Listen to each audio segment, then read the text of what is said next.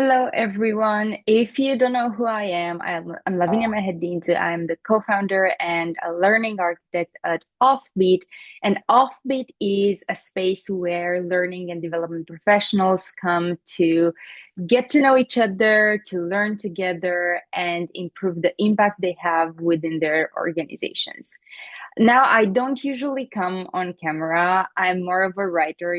If you've been following me on LinkedIn, or if you're an Offbeat subscriber or a subscriber to our new newsletter on Substack, you know that I write a lot. That's the way that I reflect, that I learn, that I put my thoughts together. Coming on camera, it's a bit weird for me. I have to admit, I do so when I'm facilitating sessions or when I'm presenting something, but just to record myself in the hopes that someone will maybe watch this, it is a bit unusual. I've done this last year, and I'm doing it this year again because we are celebrating 5 years of Offbeat. And to be honest, it's not like we have many reasons to celebrate nowadays in the world. So we will take this one. Okay. It's been 5 years ever since I started making some random posts on LinkedIn. For whoever doesn't know the origin story of Offbeat, that's how we started. I just started sharing resources with the L&D community there, and someone suggested I turn it into a newsletter. And 5 years later, we are a global community. We have live events all over the world thanks to our amazing volunteers. We have a newsletter with over 7,500 L&D subscribers. So a lot has been happening with us, but also in the L&D world. And I thought that we can take like this moment, very similar to what I did last year, just to reflect on the things that have been changing, the things that have stayed the same, and how I envision and how I hope L&D will turn out in the future. So that's exactly what we are going to do. On the what's changed front, I can't say that much has changed. Of course, when we started Offbit, it was a lot about remote work and how learning and learning design is going to change because everybody's at home.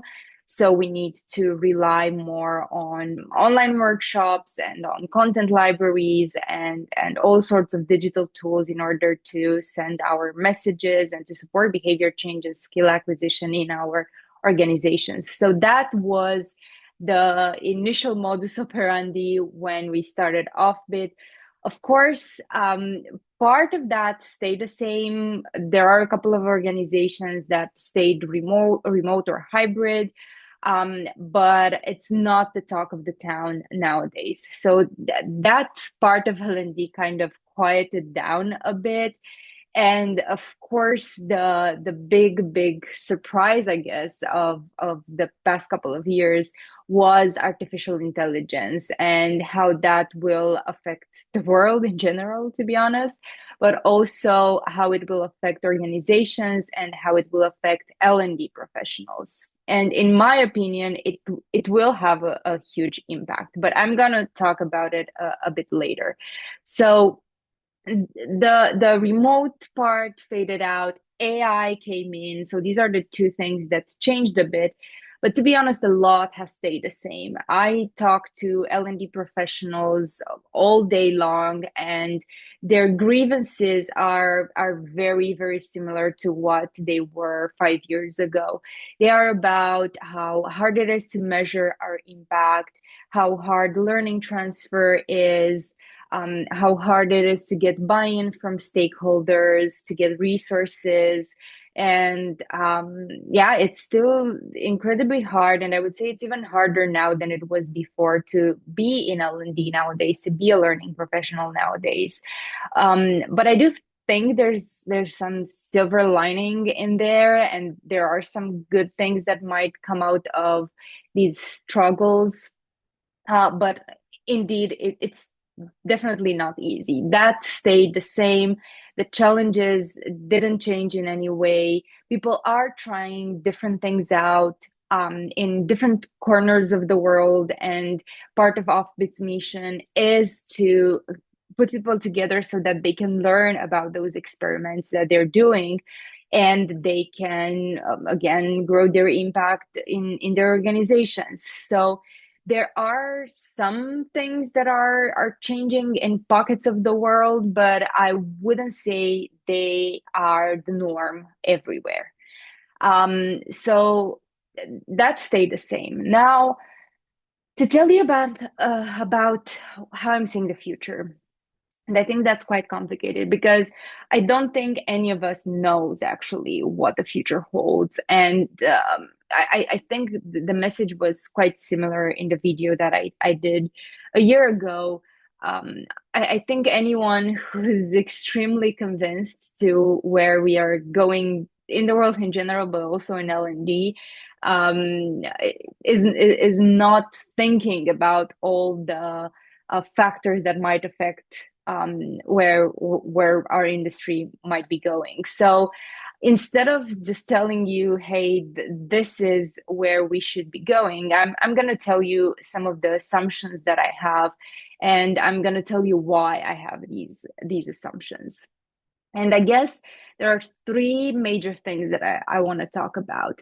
And in a way or another, they are all about AI actually, and how AI will affect our world, regardless of the fact that we need to upskill in AI. I think that's quite clear, and I think that everybody knows that. And there are smarter people out there than me that can tell you on why you should do that and how you should do that. And I want to mention a few names that you should be following if you're not following them already. People like Ross Stevenson, Dr. Philippa Hardman, Rita Azevedo. These are like a few people that you should be following to stay in touch with what's happening in the AI world. These are people specifically focused on the intersection between L&D and AI. And of course, there are others out there you should be following in case you're just interested in AI per se. Now, I think again, it's not just the fact that we will need to upskill in AI and that we will need to support our organizations in upskilling in AI. I think the way that L&D will operate and the reason why L&D will exist will change quite profoundly in the next couple of years, if not decades.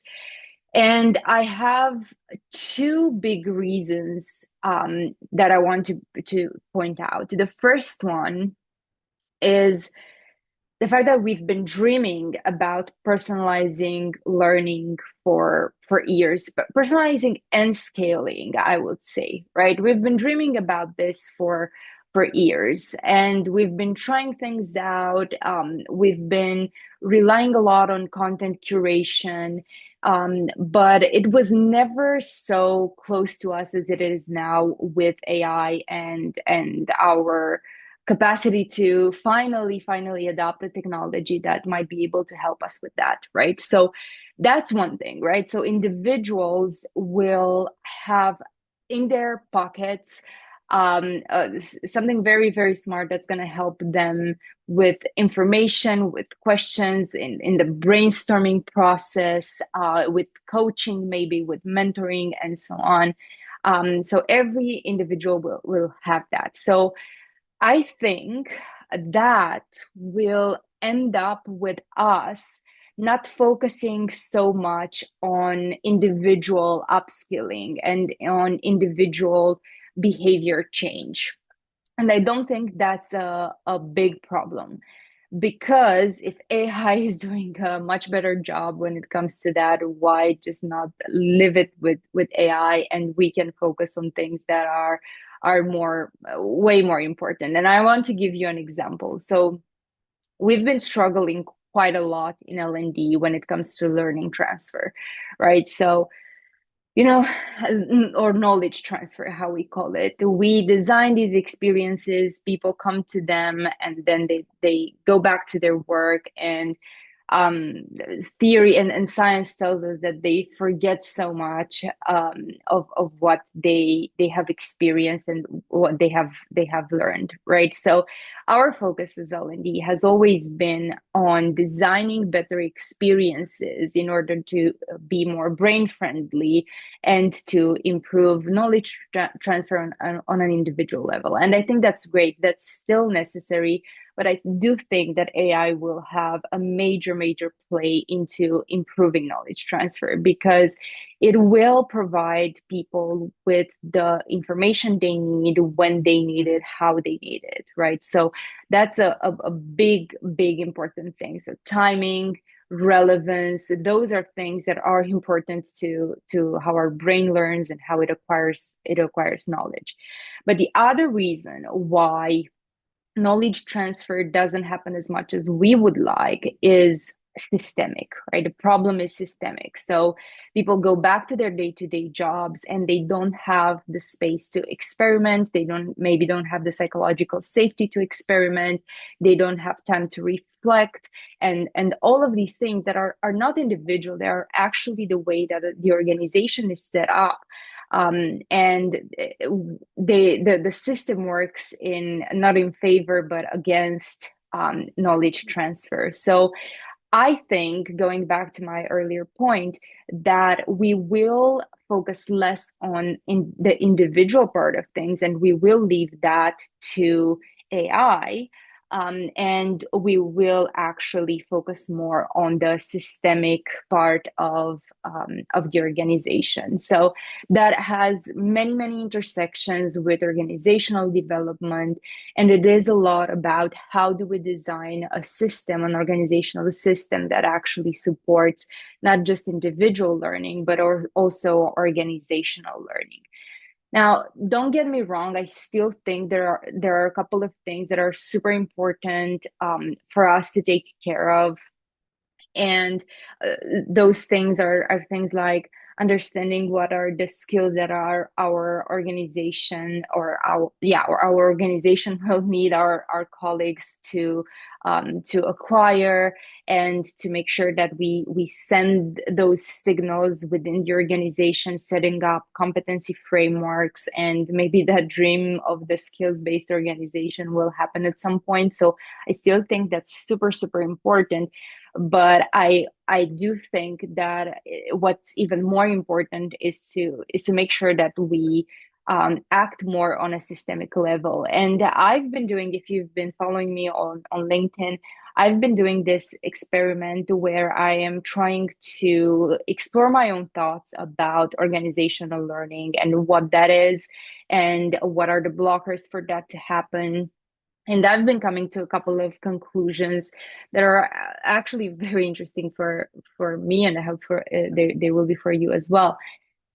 And one of them is that organizational and individual learning are quite different. They, of course, rely on each other and they are super interconnected, but they are very, very different because there's one thing for one individual to learn and change their mental model. And it's a whole other thing for a whole organization to learn and to build mental models that are connected. They're the same. We take decisions the same. We rely on the same information, and we understand the same things about the information that we have available. And we all come together as one, and we work towards a common goal, right? So those things are two very, very different things. And again, I think we've been focusing a lot on the individual side, and we should start focusing a lot more on the organizational side. And another reason for us to do that, and I recently wrote a piece about this on Substack, is that if you would ask your CEO, um, or if you would tell your CEO, hey, our organization is not adapting quickly enough, is not making decisions quickly enough, I think that would speak more to what they're looking for than to telling them, hey, these people are not joining our trainings, or the NPS for our workshops are very, very low. So Again, I think it will be way easier for us to get buy-in if we focus on things such as adapt or organizational adaptability, resilience, knowledge sharing, psychological safety, and so on. So organizational learning is still something that I'm exploring, and you can follow me on Substack to see the things that I'm literally finding as I go and as I talk to people, read and write as well. So that's one piece of the puzzle. The other piece of the puzzle that's about the future of L&D is a lot about the fact that we humans are peculiar, peculiar individuals. We tend to go towards the things that are the easiest, the simplest for us. And if we have something in our pocket that can answer all our questions and that can help us quite easily and timely, why would we go and interact with other humans that, collaboration, communication, all of these things have always been a bit of an issue for us in our organizations. That's why I guess we have all of these trainings about these topics because it's not easy, right? But at the same time, it's also extremely important, right? Human connection, learning from each other, making sense with others, collaborating very well with others. That will still remain a very important part, but I think we do need to design more intentionally for it. And that's where I think experience design will come in to help us rethink entirely the way that we design why we bring people together. Because if you think about it, we've been bringing people together to share information, to share frameworks, to just share content in another way that is the online world. Just having them together, talking about theories mostly.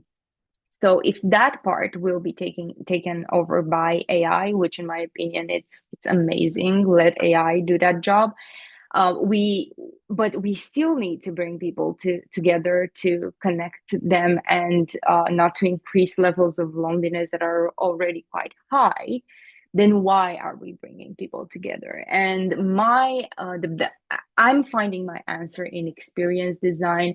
That's a lot about connection over content. It's a lot about emotion as part of the transformation process of an individual. And instead of asking what frameworks are we going to share in this workshop, we should be asking what kind of emotions we want people to have when they come together. What kind of activities are we going to provide them with so that they can connect to each other and learn about and from each other. So I totally recommend you read a bit more about experience design. There are lots of books out there. The experience economy has a very interesting way of explaining how we are going from a commodities economy to an experience economy. And I think there are really nice parallels to draw from economy to learning as well, because if we think about it, commodities for us in learning means information, right? That's the lowest common denominator. It's information. But then we in the economy, we went from commodities to goods. And instead of having just information, we had content in all different sorts of forms, video, writing, audio. So those are the goods in learning. But then we had services, right? Because there are so many content pieces out there, it became really hard for people to choose from, and we provided them with services such as content curation. But now because AI is coming in and it's going to do a brilliant job when it comes to content and information curation. What is next? Why will people come to L&D? And I think the answer is for transformation, is for feeling emotion, is for connecting to others, which are all related to experiences, right? So this is something, a very short a bit of knowledge from the book, The Experience Economy. But there are other books related to experience design out there that I think we should all be exploring. Now, a very short thing about this. So, because we've been talking about learning experience design for a very, very long time, and I have to be honest, I actually didn't quite understand what learning experience design should be until I came across experience design. Because I remember at the beginning of my career, of course, it was all about training. And when I started about learning experiences or learning journeys, how we call them, I started thinking that, okay, you put a couple of sessions together and you connect them with some exercises in between, reflection moments in between, and that's an experience, right? But as I came to understand by exploring experience design, that that's not quite it, because again, experience design relies a lot on connection and emotion. So now, if I were to like to summarize all of my thoughts, I think these two directions that we have in L&D, although at the moment it's not easy, and I honestly cannot see the light at the end of the tunnel either. In some moments, I do think they're both quite exciting, right? So focusing more on organizational development and on organizational learning and unlocking organizational learning to make sure that the organization is resilient, adapts, grows, and stays relevant in the market. But also focusing more on experience design, where we bring people together for them to connect with each other, to feel some emotions, so that they change their behaviors, their mindsets, and they end up transforming and bringing all those new ways of thinking to the organization. So these are the two things that I'm betting on in the future, and I will be exploring them in Offbeat and in all other places as we go by. Now, I do think there are a couple of things that we need as L&Ds to actually make the step towards these two visions. And one of them that I think it's extremely important and underrated actually in L&D is courage. Because these two things are not easy. They do go against the way that we've been working so far, against our historical background, against what our branding is internally within our organizations. So we might need to say no to some things in order to do others. We might need to push back. We might need to ask more questions. And all of these behaviors require a lot of courage. The other thing is resilience, because I don't think it's gonna be easy right from the start. I think we're gonna get a lot of pushback ourselves. We are going to see progress, not immediately, but in time. And I think we need to be very resilient in order to get there. Now, the third thing is this mindset of experimentation. And I want to point you to two people, you might know them, that have been exploring experimentation over the past 2 years. One of them is Amy Edmondson. She recently wrote the book Right Kind of Wrong. Amy is well known for her work in psychological safety, but she wrote this book about the difference between mistakes and failure, and why experimenting is so important, and how others have been experimenting and why they succeeded and how hard it was and so on. So that's one book that I totally recommend you, and one person to follow, of course. And the other book and the other person to follow is Anne-Laure Lecomte. She started Nest Labs a couple of years ago, and Nest Labs was all about how can we be happy and productive without burning out. And she explored lots of things from neuroscience, brain, how our brain works, learning, knowledge sharing, and so on with Nest Labs. And this year, she launched her first book called Tiny Experiments. And it's all about this difference between having a mindset about success that's, reaching your goals versus having a mindset about success that's more towards learning something new. And she points out scientists who actually define success as learning something new from their experiments. And she gives lots and lots of tools so that you can experiment yourself. I've been trying out these tools with the experiments that I've been doing with exploring organizational learning. And I have to tell you, it's bloody brilliant because just to give you an example, you can just, instead of setting a goal, you set an experiment. So I set an experiment to talk every Friday for a whole month with individuals about organizational learning and just see what I learned from those interactions. And that was the whole thing. I wanted to see if I learn, from interacting with people about this.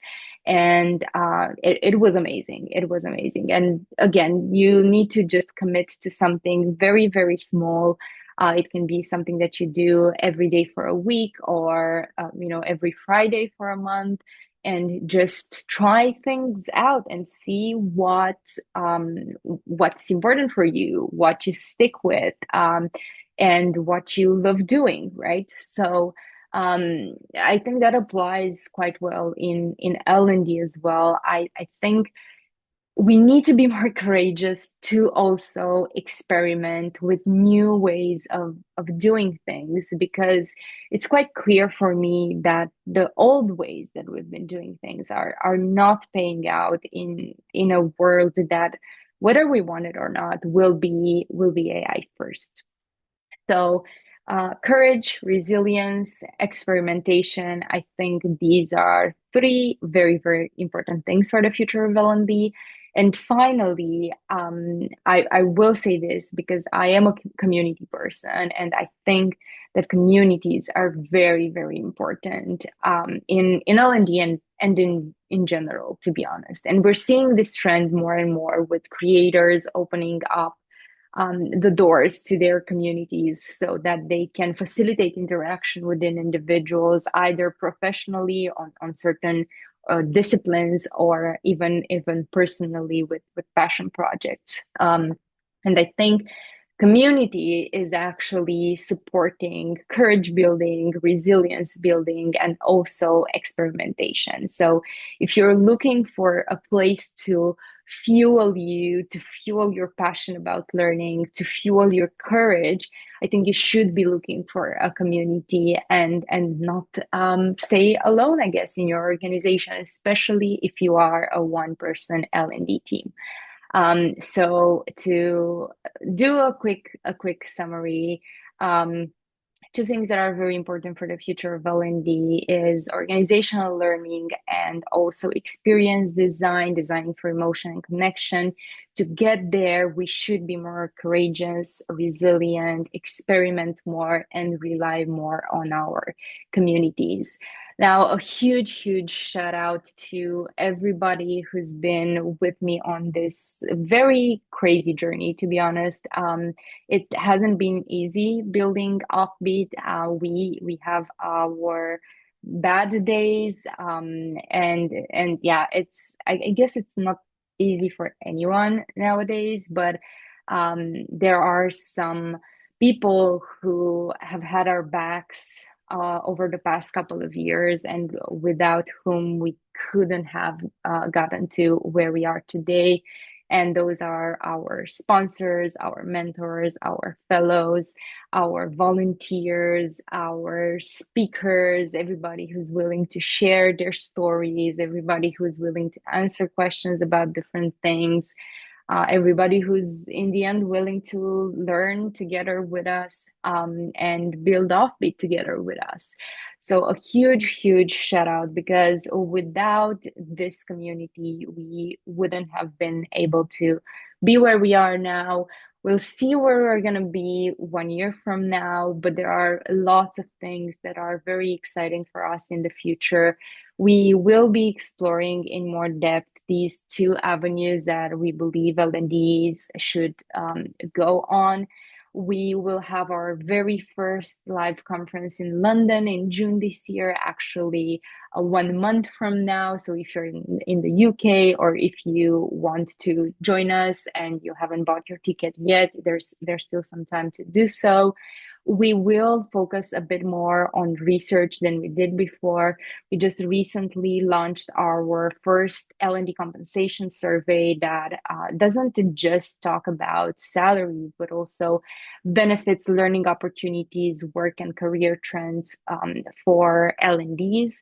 And we are now looking to launch a research about the tools that L&Ds are using, and we will make sure to come up with other topics of interest in for research in the next year, and share all of those with L&D so that they can benchmark their own ways of working against against how others are doing things. Of course, we will continue building our fellowship. We have some really exciting upcoming announcements about what we're going to do with our fellowship. And I will keep on sharing my thoughts wherever I can and to whomever listens. And I will keep on learning and keep on taking questions from you and trying to figure out things together myself, but also with my partner in crime, Ioana, who's usually behind the scenes. You don't see her as much, but she's definitely the one person without whom I couldn't have done all of this. So thank you so much for sticking with us, for being a subscriber, for being a follower, and we hope that you are taking something away from the work that we do, and that you also know that we're learning. So we're always open to your feedback. Thank you so much, and happy birthday, Offbeat.